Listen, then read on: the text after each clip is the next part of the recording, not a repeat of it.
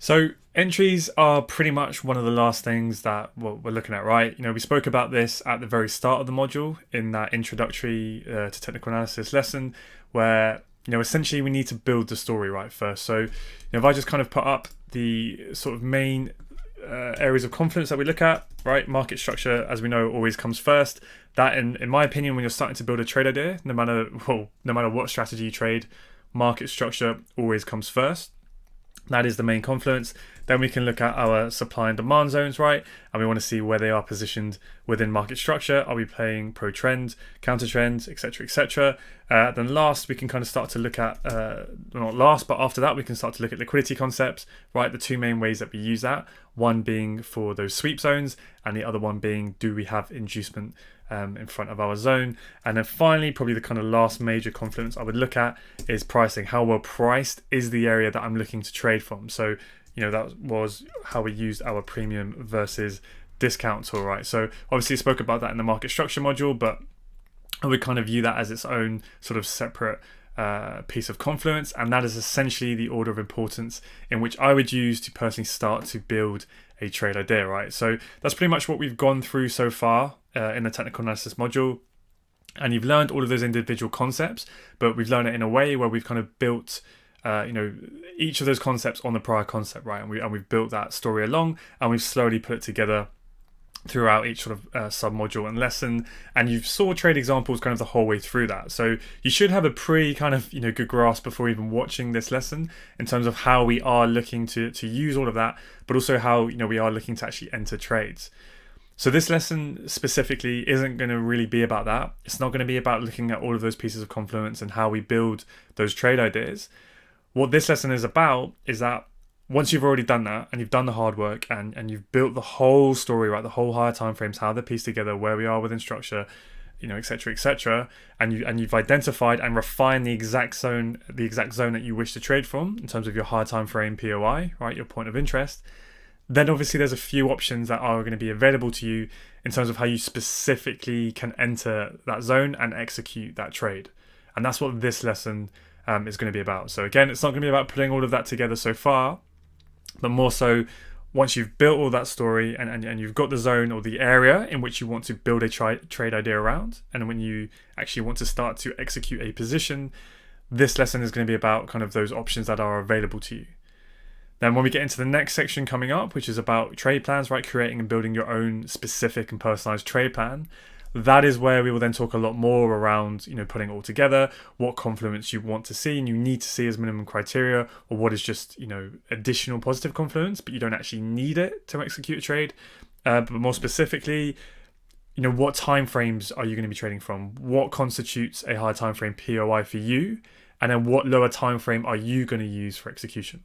Because for some people, they'll be using 4-hour structure, they'll be using M15 POIs, right, to build their trade ideas around. But then once the price is in the M15 POI, that's when they'll then be using, say, the M1 or maybe lower for their actual execution.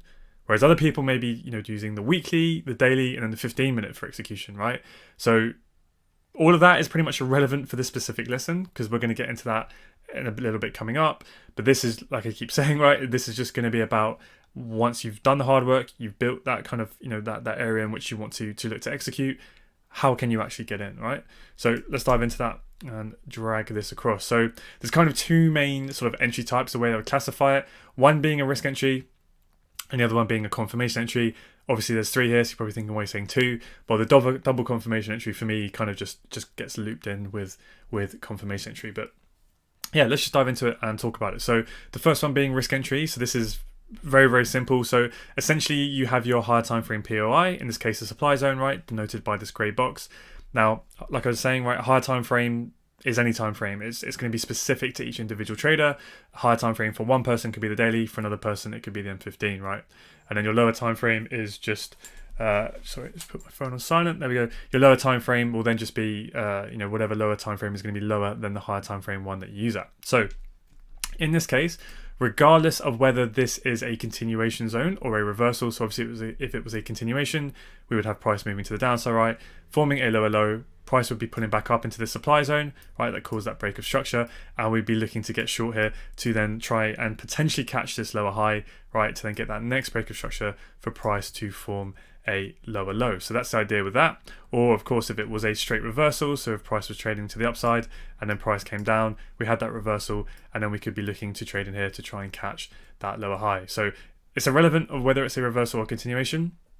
What essentially makes this a risk entry is that you were just looking for price to pull back up into that higher time frame POI, and you were looking to just whack a limit order on, right, anywhere on or within the zone, and then you're essentially hoping that price is then going to reverse, tag you in, and then go in your favor. Okay, so we'll talk kind of a little bit further on in this lesson about a bit more about the specifics of exactly where you can enter within the zone. But right now, I just want you to concentrate on essentially you're just identifying your higher time frame zone, and you're just looking to enter on it, put your limit order on it, and that essentially is your risk entry. So remember, your stop will always go behind the zone, and then your entry can be anywhere on or within the zone. Okay, obviously the more refined you go, the better the risk to reward you get, but the more you increase the probability that you may not get tagged into a position. So that's your risk entry. Now a lower time frame entry will be, sorry, not lower time frame, a confirmation entry or a double confirmation entry is essentially where you would then drop down to a lower time frame once price enters your higher time frame POI. So in this case, the minute that price gets to here, where this orange line is, right, the very edge of our higher time frame zone, I would have an alert that would ping off. I would then drop down to my lower time frame, my execution time frame, whatever that may be. Okay, and then I would start to wait for price to switch bearish in line, right, with the higher time frame intention. If I'm looking to catch a lower high, price is fractal, the lower time frames will switch bearish first, okay, and we'll see that, and then that way we're using that little bit of extra confirmation in the lower time frames because we're looking for, you know, that bearish order flow starting to kick in. We're looking for demand to start failing, right, supply to start taking control, and we're going to see that first on the lower time frames if this higher time frame zone is likely to hold, right. So if there's supply in the zone and we're going to look for that next move to the downside, we're going to see that first on the lower time frames, okay? And that's essentially all we're doing, and that's, you know, this is why it's a bit riskier, because price could obviously just, you know, we don't have any confirmation. Price could come up into here, move a little bit, and then just stop us out. And the same thing could happen here. We could still have all of this confirmation and price could still go and stop us out, but at least we've had a little bit more confirmation on the lower time frames, and we're seeing that fractal bearish order flow start to kick in, and this is why this can be useful, okay? So very simply, confirmation entry, price comes into our higher time frame POI, we drop down to our execution time frame. We wait for essentially price to start breaking structure to the downside. So a confirmation entry is when you get that first break of structure to the downside. Price then pulls back up, in this case into a supply zone, and then we would look to get short from that first zone there, right? And that would be your confirmation entry. And then, as the name suggests, a double confirmation entry is then when we have that double break of structure. So we have that first initial break of structure, we then see price pull back, tap into supply. And then we get another break of structure, and then that secondary supply essentially is your double confirmation entry, right? And then, you know, I guess technically you could keep doing that, right? And then you would get a triple confirmation entry, so on and so forth. So yeah, you can either enter on the confirmation entry, or you can wait for even more confirmation to get that double confirmation entry, and that could be your first initial position. Or of course you could enter on both, and you could use that to just scale in. And really, that's as simple as it is, okay? It's just kind of a way of classifying how you may want to approach, you know, that higher time frame POI, because you could see this, whether it be the 4 hour, the M15, whatever time frame you like to use, and it's kind of essentially two options. You either just want to get in on that zone, you just want to enter anywhere on or within it, stop always goes behind, or you want to wait for a little bit more confirmation. You'll drop down to a lower time frame execution, your execution time frame, and then you can look to either just take that first break of structure to get the confirmation entry, or that double confirmation entry.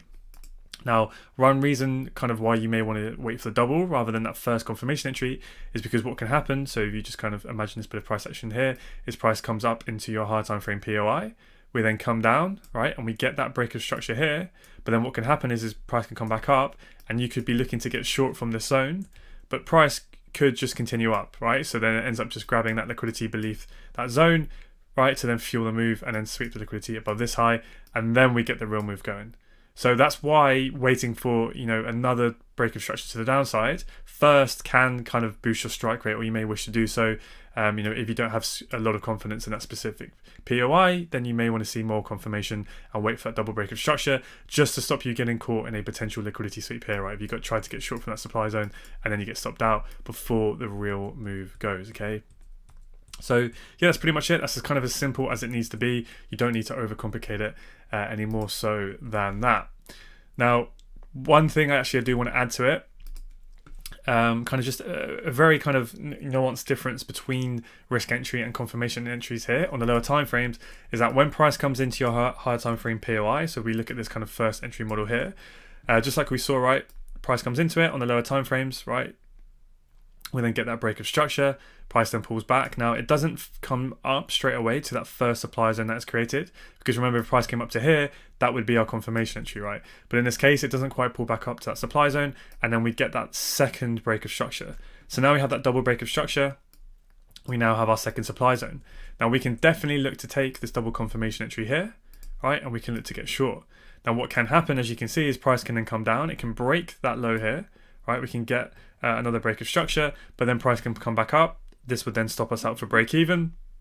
But then what happens when price comes back up? Well, it has to switch bullish, right? Because it has to break that lower high, which then forms a higher high in order to come back. I'll get rid of the orange line. In order to come back to the initial zone that we were looking at, right, the origin demand zone of that move, price has to switch bullish to get back here. So you definitely can look to enter here. You know, we've had the, especially if you know, like for instance, we get a sweep zone, price sweeps liquidity, taps into a higher time frame POI, we get multiple breaks of structure to the downside, and then yes, we could look to get short here as well from that double confirmation entry. Pricing comes down. We then move to break even as we get a break of that low, or we can partial out to move to break even. Again, we'll talk about management in the next lesson. Essentially, price will come back up, stop us for break even, and then we can look to enter from this zone here, and we can put a limit order on here, right? But you have to understand that price on this time frame, on your execution time frame, once it breaks this high here, it has now switched bullish again at this moment. So order flow is bullish. Technically, that lower time frame demand is now in control. So as you're trying to short here, it's a bit more riskier, right? Because you don't have that confirmation. But this is a valid trade. I'm not saying you can't take this, but you just have to understand that this is a risk entry compared to if price came down here, that first initial break of structure, then came into the zone, and then you got short from here. That would be classified as a confirmation entry, okay? Because price is bearish, it's in line with the direction in which you were trying to trade. But when price then comes back, uses that prior move as liquidity, right? Forms those equal highs, then price comes back into it. That is then your risk entry here. Now this entry model over here is the exact same entry model that we have here, except once it actually comes back up to that zone where initially we'd be looking to take a risk entry, what you can do is you can wait for price to switch bearish again on their execution time frame. So then when it gets that break of structure again to the downside, price is now bearish, supply is back in control, and essentially you're just using a confirmation entry of this zone, right, to confirm that the supply is going to hold, wait for that break of structure to the downside, supply is back in control, and now you can look to get short from here with that confirmation entry. Okay, so you can do this on this exact same time frame. So for instance, let's imagine that this higher time frame is a 4-hour chart, and then you were looking to enter on the M15. So that was the blue line. Here, this would be an M15 risk entry. Over here, you would then wait for price to come into that zone. You would then wait for price to then switch bearish, create a new supply zone. That would then be your M15 confirmation entry. But you don't necessarily have to use the M15 to see if this M15 zone is going to hold, because price could come up into your M15 zone here, and then you could drop down to say the M1 or the M5 or whatever you want to use, wait for the M1 or the M5 to switch bearish, and then enter here on the M1, right? So you've used that M1 to fractally confirm this M15, to fractally confirm, right, the 4-hour. So you can understand and see how you can use those different timeframes together. I know it can be a little bit confusing when you kind of first think about it, but really just want you to kind of see the differences here between a risk entry and a confirmation entry. And kind of, I guess, the most simple way I could define it is that a confirmation entry is when the time frame you were looking to execute on is essentially you're trading with the trend. You're trading that continuation, rather than this kind of being this would be a straight reversal because price is bullish at this point as you're trying to short it. Okay. So then let's take a look at essentially the kind of pros and cons between when to use a risk entry and when you may want to use a confirmation entry. Now, kind of just laying this out here for you guys to think about. It's going to be different for every trader. Some people may only want to use confirmation entries. Others may pretty much only use risk entries. Some may use a combination of both, depending on different factors. So let's kind of go through those, and then you can kind of see, why you may wish to use one over the other, or in specific circumstances. So A risk entry, as the name suggests, it is slightly riskier, but that doesn't necessarily mean the reward isn't there. Okay, so essentially, if I could boil it down into the simplest way you can use it, is you would identify your higher time frame point of interest. Now what you can do then is, let's say this was your 4-hour zone, is you could refine your 4-hour zone just to make it a little bit more smaller and more accurate by jumping down a lower time frame, looking and investigating this section of price action on, say, the M15.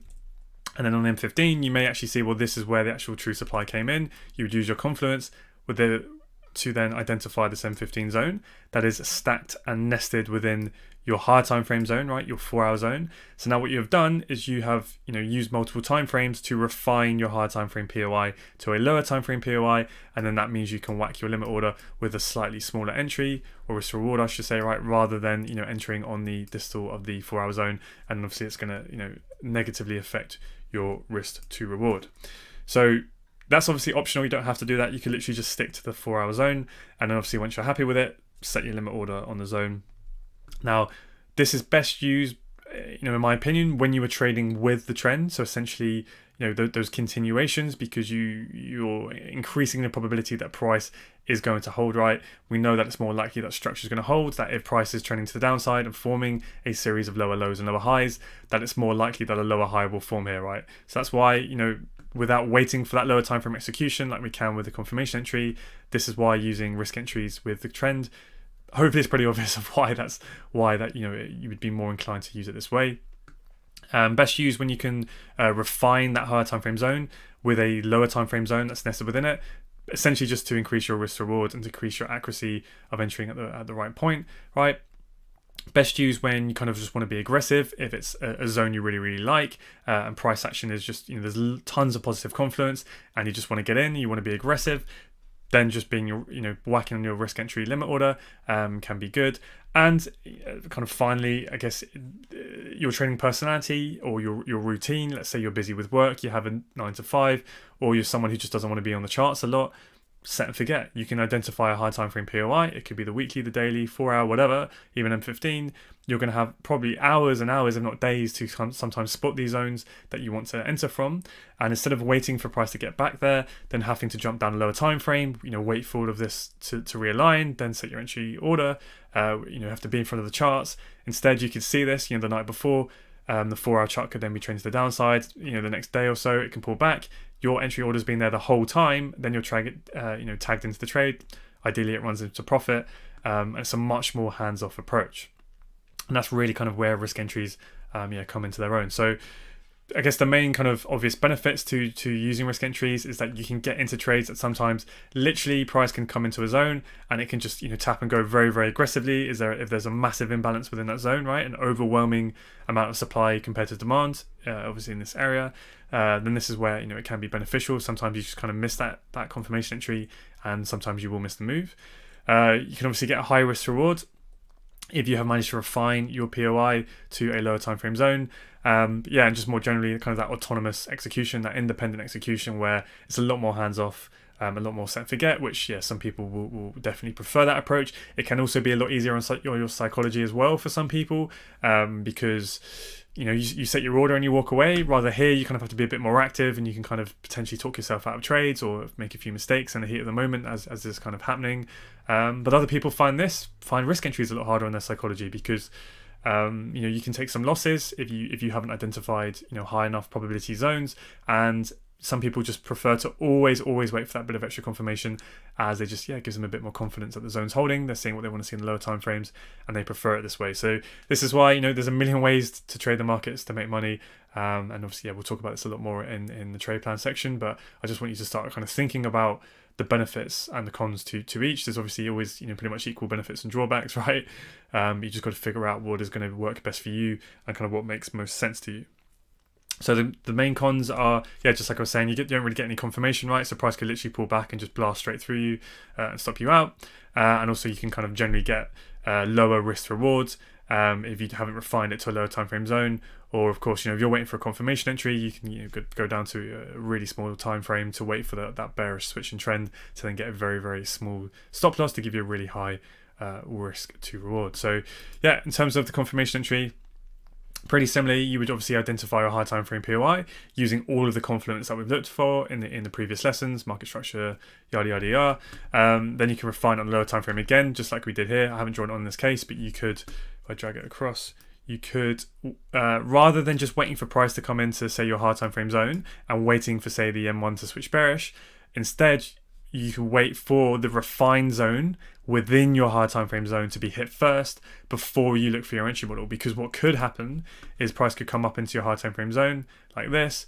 It could then switch bearish, and then you could look to get short here, right, from this zone. But it could be a bit of a liquidity grab. Price could go higher and then tap into the actual refined zone, right, within your high time frame zone. Then you get the break of structure. Let's say this was a little high there, sorry, a little low there. Then you get your break of structure here, right? Now that wasn't a full signal. All of this was just a run on liquidity there. And then there you have, much higher confluence that price is likely to tag you in and go, because it's, mitigated that kind of last bit of refined supply that you've done. So refining, it's obviously optional. You don't need to do that. Once you've got your zone that you like, you obviously wait for price to reach it.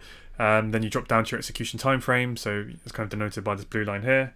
So let's say your high time frame zone was a 4-hour zone. You then drop down to the M15. For instance, you'd wait for the M15 to switch bearish, pull back into that first supply zone. That would be your first confirmation entry. And you'd set your limit order on that newly created fractal lower time frame zone, and then you've got a bit more confirmation that this high time frame zone is going to hold. So this is kind of be, if you were going to use both types of entries, confirmation and risk, then this would be better to use it if you're kind of trading counter trends, because obviously there's less probability compared to pro trend trades that this zone may hold. So you may want to just wait for a little bit of extra confirmation, just to show that bearish order flow is starting to kick in if you're looking to get short. Also good if you have a large high time frame POI. So kind of what I mean by that is, imagine this is a daily or a 4-hour zone. Generally those zones, depending, obviously going to be different for every pair, but generally those zones can be anywhere from 40 to 100 pips, for instance. And if you're using the M1 for your execution time frame, the minute it gets into here, like I was just saying, and you trade that first break of structure and that first flip, your increase, well, it's a lot lower probability that necessarily that first move is going to be a true signal, and you could take a lot of false signals as price moves deeper into that kind of 100 pip zone before eventually it goes. So this is kind of when it's pretty decent to use those extra confirmation entries, and to use those refined POIs to make sure that you don't get trapped in those false signals, but also to increase your risk reward. Because let's say you wanted to take a risk entry on that 100 pip daily zone, obviously your stop loss is going to be much larger than when you can actually refine it to your lower time frame entry zone, which is obviously going to be much smaller than your high time frame zone. It's also best used when price is moving very aggressively into your high time frame POI. So if you can kind of get that V-shaped move where price moves down and it comes very, very aggressively with all the momentum back into your zone, you may want to just not take a risk entry with that and actually wait for that lower time frame confirmation to start switching bearish, just to give you a bit more confidence that price is going to hold. And then another really good one is if you have multiple POIs to consider. So for instance, let's say price comes to the downside, and then you have, let's say, your origin zone up here, and then you may have a couple of decisionals, right? You could literally have one around here, and then you could have another one here. Sometimes you can have even more, and then obviously this is the most well-priced one. There may be decent confidence for all of them, and you're not quite sure which one is going to hold, because price doesn't have to come to the origin. Then what you can do is you could just trade any confirmation entries that you get. So maybe price just comes up into this one, it blasts straight through it and never switches bearish. It comes into the second one, and then you get your entry model. You could take that, and then you're in, right? So all you were doing is you set alerts on all three, and you just trade your entry model once you get your confirmation entry to confirm that zone's going to hold. Then you can get in. And what you may also want to do is that whole time is you may want to set your risk entry on the top one, right? Because if price is going to form that lower high, then this is the last point at which it's going to do it to maintain that bearish trend, right? Because this in theory should be a strong high. So if you have multiple POIs, kind of one thing you can do, like I was just saying, set your risk entry here and then trade confirmation entries from the decisional. It will again be very dependent on kind of each individual trade setup, and also what you have in your plan. So the main benefits of this is obviously additional confirmation and higher risk to reward if you are entering on a refined lower time frame POI compared to just entering on the whole zone as itself. Main sort of drawbacks are you can miss moves that do not pull back. So that's what I was saying here, right? Sometimes price can just come in, tap, fly, and it's off, and you won't always get pullbacks to those lower time frame refinements. And then finally, it can be where you just can get trapped in false signals, where price can kind of give you that first initial confirmation entry and then push higher and deeper into the zone before you get that real move, as it was just a liquidity grab. And that's kind of really it. The main differences between risk entry and confirmation entry, but this was just something that you'll get used to with time and experience as you test more. And obviously it will depend a lot as well on your own personal lifestyle constraints, if you have a job and things like that. So kind of again, if I could just kind of simplify it, the way we can trade, you can overcomplicate things a lot. And I think this diagram is kind of a good way to kind of summarize of what, again, we were trying to do here. So we have our higher time frame denoted by this black line. We have price trending to the downside. This is obviously a weak low because it failed to take out the high. This is a strong high because it's taking out the lows, right? So it should be protected in that bearish trend, so on and so forth. Price pulls back into our supply zone here. It fails to put in a lower low, so then demand takes in control, causing that change of character or that break of structure, right? We then get demand, right? So supply flipping to demand. Demand is now in control. So you could either literally just take your kind of higher time frame entry like that, essentially your risk entry on your higher time frame POI, or you can wait for price to come into your POI, drop down to your lower time frames, and then you're essentially just waiting for the exact same thing to happen, right? Price is obviously bearish on your lower time frame, coming into your higher time frame zone. Then you're waiting for the lower time frames to start to switch bullish, and then you look to get involved, and you have that confirmation that higher time frame higher low may be forming, right? And then we can do what? Target that weak high or even further. Then again, price comes into your next your next demand zone in this case, drop down to lower time frames, wait for order flow to start to switch bullish again to give you that confirmation that this zone is holding and that high low is in place, and then target that weak high. And that's it. That's really as simple as we need to keep it, right? In terms of just thinking about what it is we are trying to do here, and kind of those subtle differences between whether you want to just take that risk entry, whack your limit order on, or whether you're happy to then drop down to lower time frames and look for your confirmation entry. Now, another thing as well I do want to mention, if it kind of wasn't clear, is that you can use confirmation entries within your higher time frame POI without actually changing time frame. So for instance, let's say you were looking at this higher time frame POI, risk entry would just be whacking a limit order on there. But what you can do is actually wait. Let's say this is the 4-hour chart, this black line, if price was coming back and had a bit of a minor pullback, right? A bit of a minor pullback. And then you can get that 4-hour change of character here, right? Where you get that minor break of structure. And then price comes into this 4-hour zone here, right? This minor 4-hour zone. You haven't changed time frame, but you've essentially used the 4-hour to give you that confirmation entry within that 4-hour zone. Now, price isn't always going to do that. It's going to depend on how it's setting up, how big this actual range is, right? How big these swings are in price. Sometimes it's a very tight range. You're not going to get that much space on a 4-hour chart. It's going to tap in and go. But yeah, hopefully that makes sense of how you can essentially just use this, but without even changing time frames as well. So don't be afraid to kind of use that too. And then finally, what I was just saying, right, these are kind of, I guess in my eyes, the three main ways in which you can enter that zone. So whether you're using risk entry, confirmation entry, whatever, once you've actually picked that final last zone that you've drawn on your chart, and now you're ready to actually size up where your entry is going to be and where your stop loss is going to be, these are kind of the three main options. So main one being essentially always entering on the distal. So the distal is just essentially the edge of the zone. It's the very front edge of the box. And that is where you can put your entry order. Now, no matter how you enter your trades, stop losses, as I've been saying, they always go behind the zone, okay, no matter what. Now, how much of a pip buffer you give between the end of the zone and your stop loss, again, it's going to be down to each individual trader. This comes with time, experience, and testing, and it will depend on each individual pair as well, right? With how volatile they are, the average true range, depending on whether you want to give it half a pip, you want to give it 1 pip, 3 pips, whatever, or maybe some of you literally just want to go straight to there. That will also depend on how good the spreads are with your broker, etc. Things like that. I'm not going to dive into this too much for now. You're just going to have to test this and see what works for you. But in terms of the actual entry, the simplest way and the way I'd probably recommend all of you starting out to do is just use a distal. So always enter on the edge of the zone. And the reason why I say that is just because it's going to give you, you're going to be entering in a lot more trades if you do it this way. Because obviously if you enter on the edge of the zone, when price comes in, you're going to get tagged in, compared to if you always enter on the EQ, sometimes price is going to come in and not tag you in. So this is the most unrefined way of entering, because risk to reward is obviously going to be lower compared to these ways, because your stop loss is going to be bigger, right? But I think when you're starting out, I think it's useful to just always enter on the edge, just so you're getting experience of getting in trades, getting used to managing them.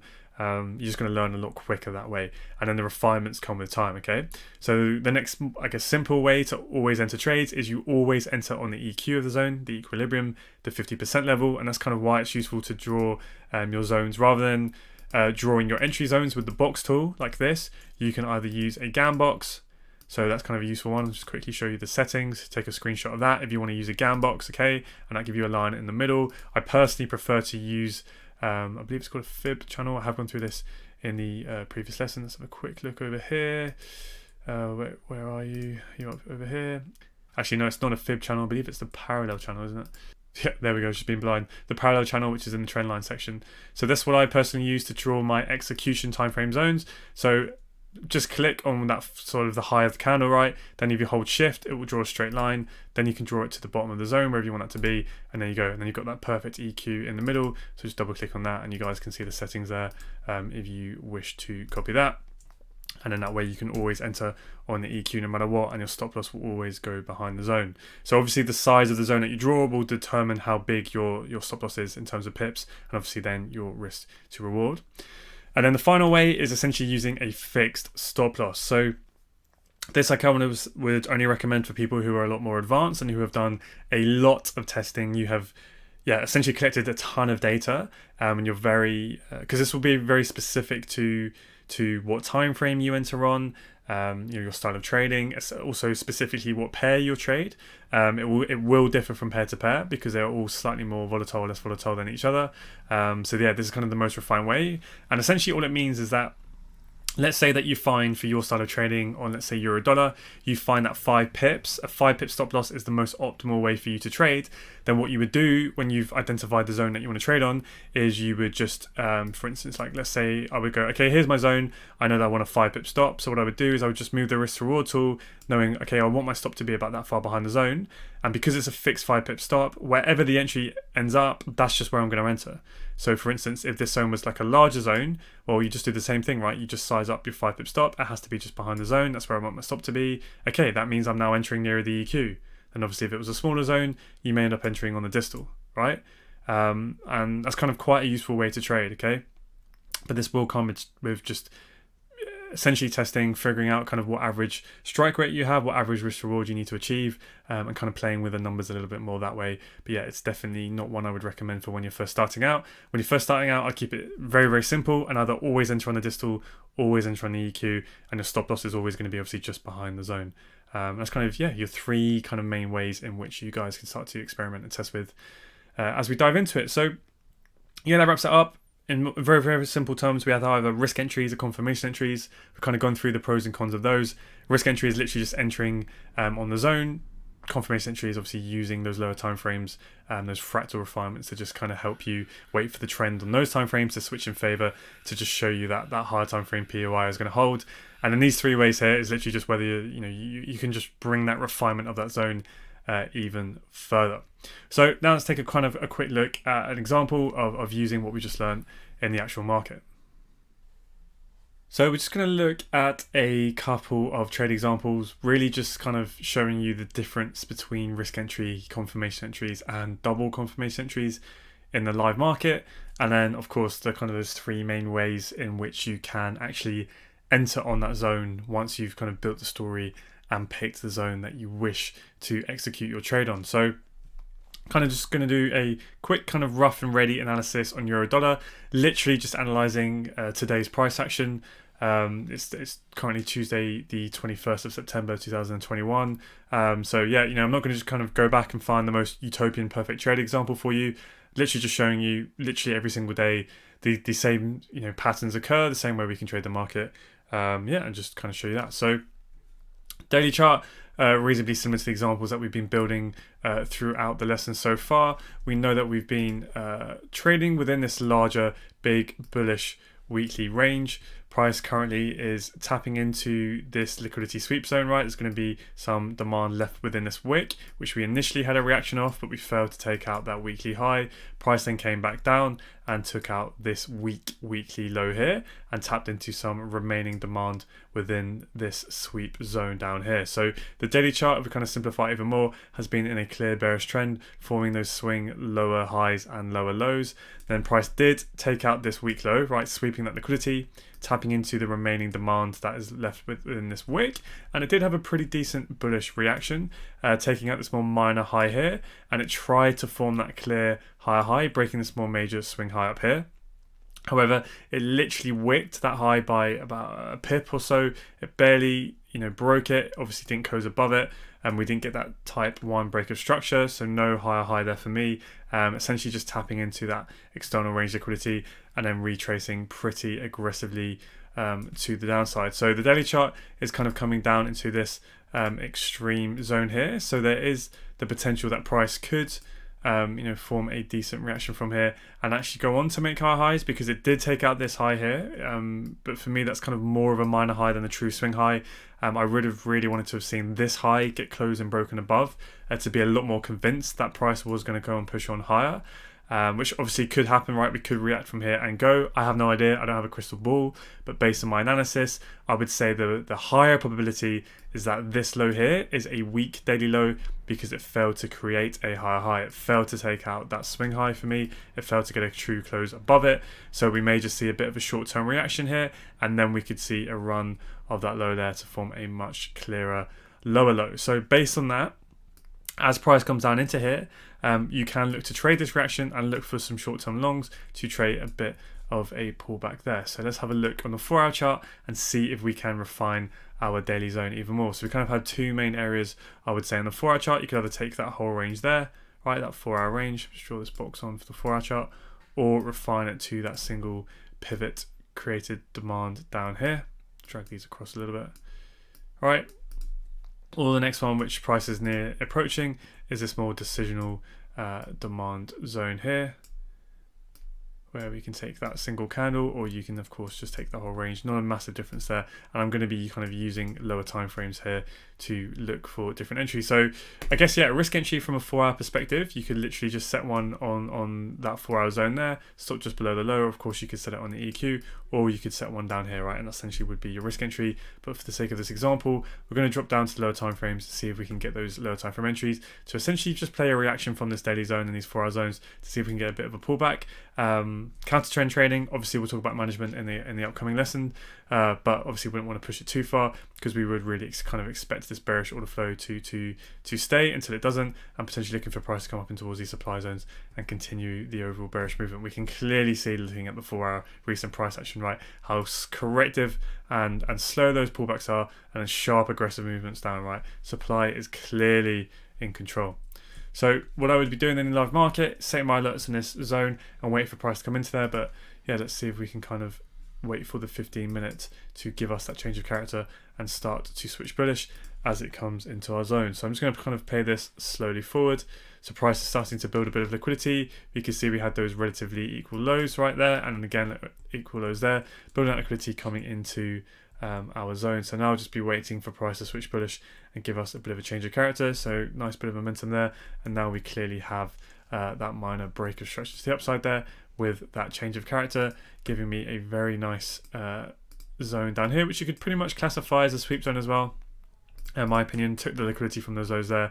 Nice aggressive move in, aggressive move out, showing that clearly that demand was filled, causing that change of character with that minor break of structure there. So now what I would do, well, one thing you can do is you can literally set your limit order here, right, and trade that M15. So kind of it can get a bit confusing then when you're jumping through time frames and how you define confirmation or risk entry, because essentially if you're trading the 4-hour zone, your 4-hour, if you're trading a 4-hour POI and then you use this M15 zone as your execution time frame, this essentially would be your M15 confirmation entry, because you're using the M15 to confirm your 4-hour zone, right? So if you were to set your limit order here, that essentially would be kind of your M15 confirmation entry.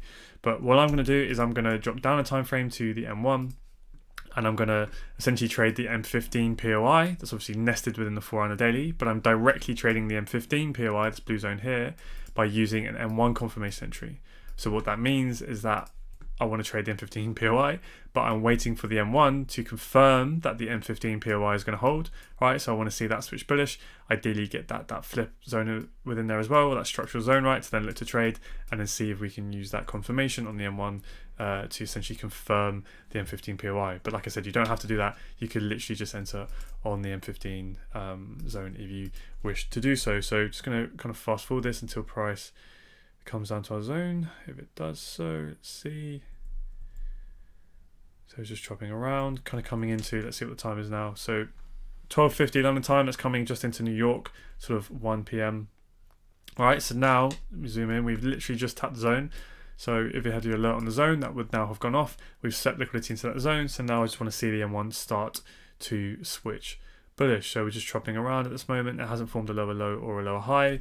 So I'd be essentially looking at this as my M1 supply zone, right? So I'd want to see this fail and M1 break higher up above this high here. So that would give me my M1 change of character.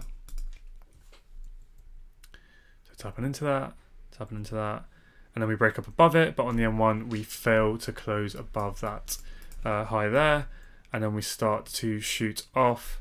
Let's see, does it come back? No, not really. So in this case, the M1's getting pretty ugly. There wouldn't really be anywhere I'd kind of want to set an entry order there. But what I can see and guess is that on the 15-second, there was probably a clean entry. Because if you remember what I was saying, the difference between using type 1 or type 2 for your S&D flips is with a type 1, which is where we just get the wick break. It's not as kind of confirmed if you were to then enter as price comes back to the zone because you failed to close above. But the reason why some people are happy to use a wick break, like with this candle here, bang on 1 o'clock, is because on the lower time frame, it would have closed above, and then it would have come back right here, and then tapped you in, and then you'd be in the trade. So if I kind of show you, let's see if the 15-second will load for me. Here we go. Yeah, so you can see how clear that is now if I zoom in. So what would have happened if you were looking at this on the 15-second is price went up, obviously clearly closed well above that, and then you would have been looking to enter essentially within the sell to buy. Obviously you could refine it to that M1 inside bar, and then that would be your entry order there, and then you can either set your limit or enter at market as price and returns. You can get away with a 1 pip stop, probably be a bit more lenient, 1.5 pips, or you can obviously take the whole range, 2 pips there, right? And then you would be in the trade that way if you took the seconds time frame entry. But obviously on the M1 it doesn't really give you an entry there. So let's fast forward this a little bit more and see if we do get an M1 confirmation entry.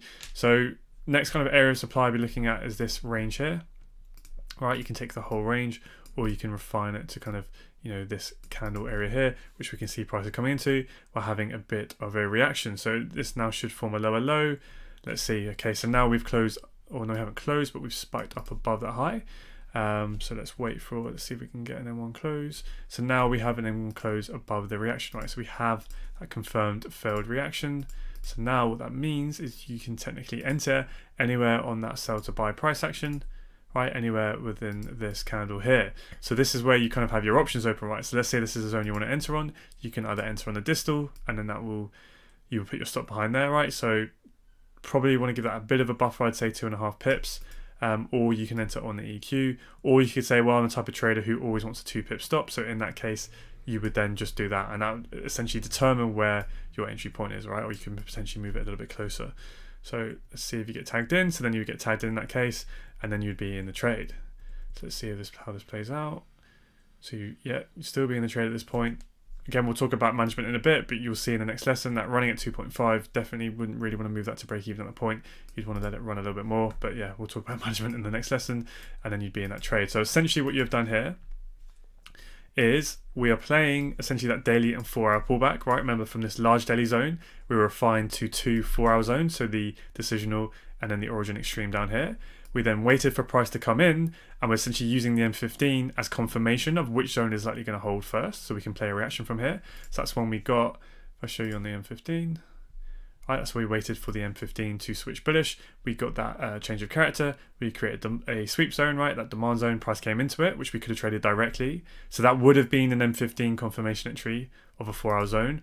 Or maybe, the M15 is just a time frame that you use POIs from. So this would be your main time frame to look to build trade ideas around.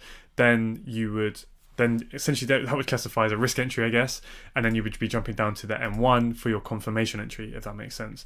So you wait for the M1 to tap into it, you wait for the M1 to switch bullish for demand to get in control. There wasn't really a clean M1 entry there for me, much clearer on the 15 seconds if you use that time frame. Otherwise, for me, this is the first valid M1 entry where we get that flip occurring, that exchange, right, that reaction. The reaction fails, price pulls back into it. You get another opportunity to get back in here, right, as it fills up more entries, or more demand, I should say, more orders within lower in the zone. And then we go. There would have been another 15-second entry here, as you can see, right, price comes back in. It would have been a lower time frame confirmation, and then you could have traded this move off and away. So yeah, hopefully you can kind of see the differences there between the time frames and kind of how you can classify that as risk entry or confirmation entry. I wouldn't get too caught up on it and too confused about it if it's confusing. It's more just kind of trying to separate those out in your mind of really what those mean. So then if we kind of fast forward this, see how far price plays out. So this is kind of around Asian sessions, so I wouldn't be trading around this time to kind of bring this to pre-London. See, so around 7 a.m. is Frankfurt, so around this time here.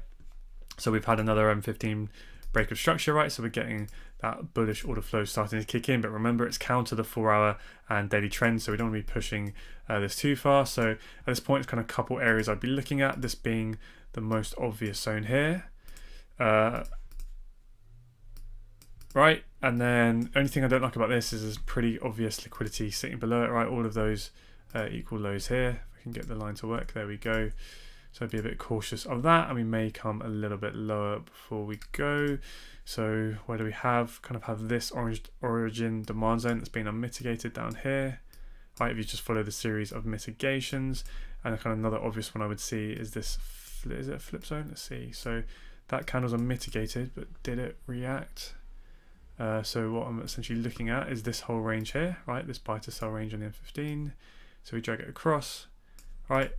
And we can see that price pulled in, whoops, so it moved in, and then that sell to buy range, right, caused a reaction, and then that's where the demand came in to kind of break those highs and take out that zone there. So obviously price did come back into the top of the zone, reacted and pushed away, but we do have an unmitigated zone below it, which has nice inducement above. So I'd look to trade from either of these zones. So then what we can do is obviously you can set limits on order on either of them, right? Take those kind of risk entries, or you can drop down to your execution time frame.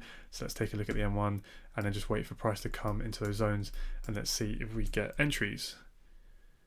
So price comes in. Okay, so now we're looking to see if the M1 switches bullish. Okay, nice big aggressive move away, swept all of this liquidity here, big movement in and out. So then I would essentially be looking at this M1 entry here. Now this isn't really a flip zone for me, this is more just a structural zone.